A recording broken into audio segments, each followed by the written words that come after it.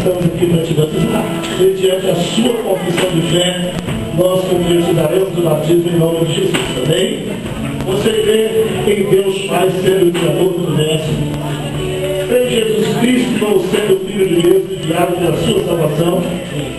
Crê no Espírito Santo como sendo enviado para ser o Consolador que vai direcionar e conduzir os seus passos? Crê na Bíblia?